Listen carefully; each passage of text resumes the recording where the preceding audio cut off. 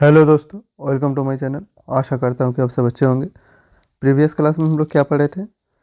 Prokaryotic और eukaryotic cell के difference के बारे में पढ़े थे और एंडोप्लाज्मिक रेटिकुलम के बारे में पढ़े थे। आज हम लोग शुरू करेंगे माइटोकॉन्ड्रिया से। तो देखिए, सबसे पहले देखते हैं सिंगुलर माइटोकॉन्ड्रिया को क्या कहते हैं। इसे कहते हैं माइटोकॉन्ड्रियन। और हर एक माइटोकॉन्ड्रियन दो मेम्ब्रेन से कवर्ड होते हैं। एक होता है आउटर मेम्ब्रेन और एक होता है इनर मेम्ब्रेन। तो आउटर मेम्ब्रेन जो होता है वो पोरस होता है और स्मूथ होता है।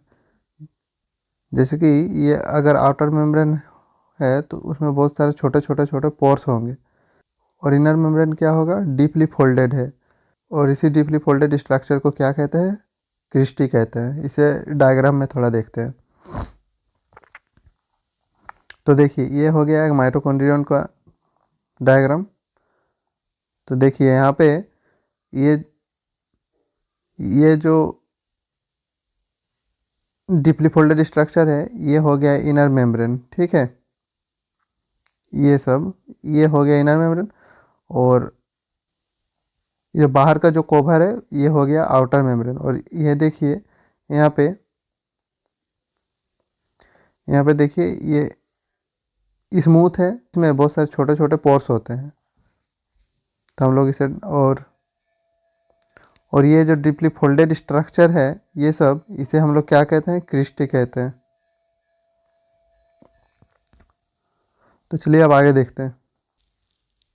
तो देखिए अब यहाँ पे surface area of inner membrane is greater than surface area of outer one. तो इसे डायग्राम पे देखते हैं। तो देखिए इनर मेम्ब्रेन,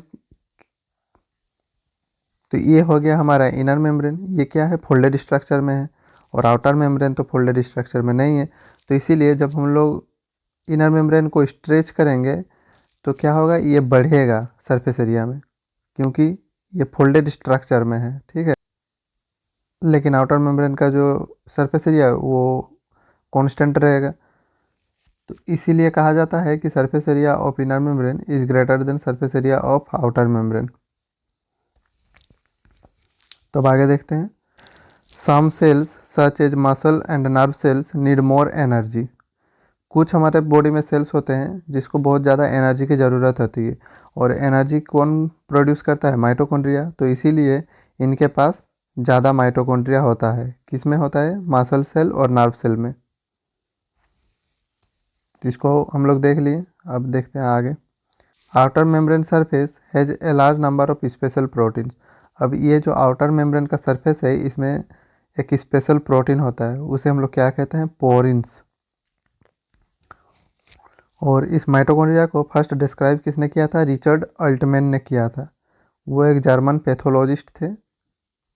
अब कब किया था? 1890 में।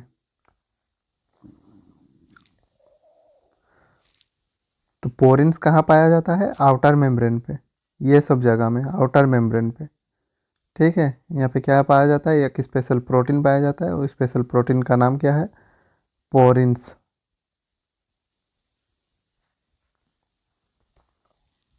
अब देखिए, they have their own DNA and ribosome. अब राइबोसोम का फंक्शन क्या है? प्रोटीन सिंथेसिस करना।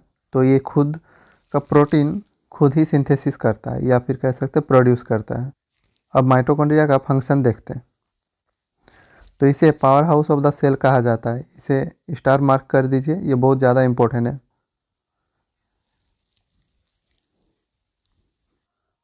तो अब देखते हैं इसे power house of the cell क्यों कहा जाता है। तो देखिए, इसमें क्या होता है? एंजाइम होता है। और यही एंजाइम ऑक्सीजन के साथ मिल के इसके अंदर जो भी फूड पार्टिकल होता है या फिर आपके से फूड स्टफ होता है, इसे ऑक्सीडेशन प्रोसेस के थ्रू क्या फॉर्म करता है? कार्बन डाइऑक्साइड और वाटर फॉर्म करता है। तो मतलब क्या हो गया? तो देखिए, अगर ये एक माइटोकॉन्ड्रिया हो गया तो ये बाहर से क्या लेगा? ये बाहर से ऑक्सीजन लेगा। ठीक है, और यही ऑक्सीजन एंजाइम के साथ मिल के ऑक्सीडेशन प्रोसेस के थ्रू क्या फॉर्म करेगा? फूड स्टफ को कन्वर्ट करेगा कार्बन डाइऑक्साइड और वाटर में। और यही कार्बन डाइऑक्साइड जो फॉर्म होगा तो ये कार्बन डाइऑक्साइड को अपने सेल से बाहर कर देता है। यहाँ पे एक रेस्पिरेशन प्रोसेस जैसा काम हो रहा है। ये ऑक्सीजन अंदर ले रहा है और कार्बन डाइऑक्साइड बाहर छोड़ रहा है।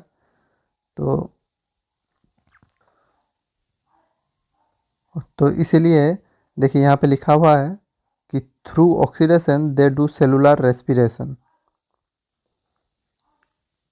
तो सेलुलर रेस्पिरेशन आप लोग देख लिए कि ये ऑक्सीजन अंदर ले रहा है और कार्बन डाइऑक्साइड जो फॉर्म हो रहा है इसे बाहर छोड़ रहा है। तो ये हो गया सेलुलर रेस्पिरेशन। तो देखिए अब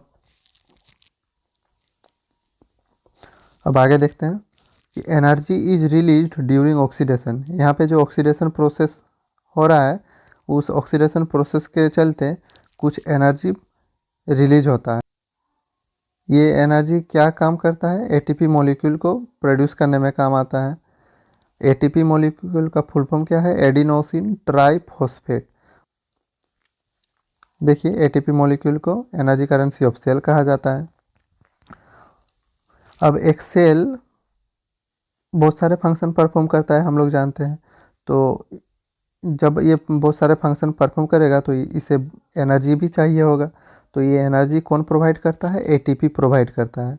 ATP is used by cell for energy through oxidation they do cellular respiration. इसे हम लोग पहले ही देख लिए। तो चलिए अब आगे बढ़ते हैं। तो हम लोग माइटोकॉन्ड्रिया ख़त्म कर चुके हैं। अब हम लोग देखेंगे लाइसोसोम के बारे में। तो देखिए ये जो टर्म है लाइसोसोम, इसे पहली बार किसने कोएन और डिस्कवर किया था? Christian de Duve. और इन्हें नोबेल प्राइज़ भी मिल चुका है 1974 में। ये एक स्फेरिकल सेक लाइक स्ट्रक्चर है। अब क्योंकि ये एक सेक लाइक स्ट्रक्चर है तो इसमें कुछ ना कुछ तो फील्ड होगा। तो देखिए इसमें क्या रहता है? डाइजेस्टिव एंजाइम रहता है। और सेक का मतलब होता है थैला। तो देखिए फील्ड विथ डाइजेस्टिव एंजाइम, इसमें डाइजेस्टिव एंजाइम रहता है। और डाइजेस्टिव एंजाइम जो होता है ये किससे फॉर्म होता है? Made by RER, rough endoplasmic reticulum. अब ये क्या करता है? जो भी कॉम्प्लेक्स सब्सटेंस होते हैं उसे तोड़ते हैं और क्या किस में कन्वर्ट कर देते हैं? सिंपल सब्सटेंस में। देखिए complex substance breaks into simple substance. ये waste disposal system of cell की तरह काम करता है। अब कैसे काम करता है एक वेस्ट डिस्पोजल सिस्टम की तरह, उसको देखते हैं।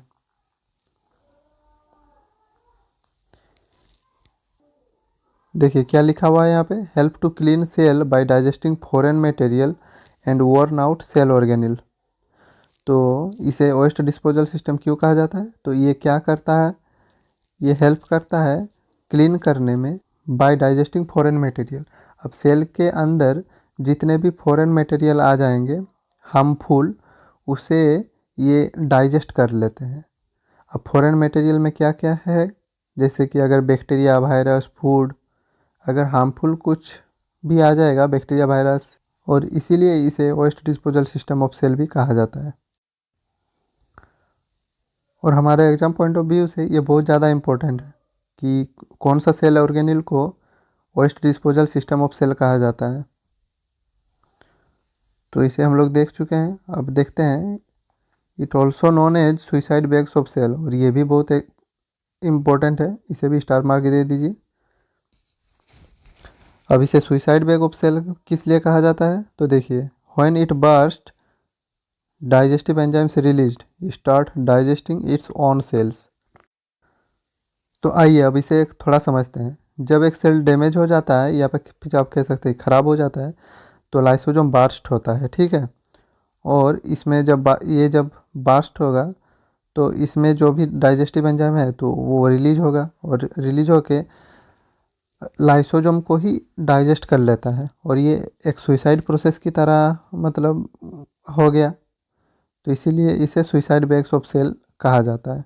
तो आशा करता हूँ कि आज आप माइटोकॉन्ड्रिया और लाइसोसोम अच्छे से समझ गए होंगे। आज वीडियो को लंबा ना करके यहीं पे ख़त्म करते हैं। अगर आप लोगों को मेरा वीडियो अच्छा लगा तो please like and share this video, और ऐसे ही इन्फॉर्मेटिव और भी वीडियो देखने के लिए please subscribe my channel. Thank you.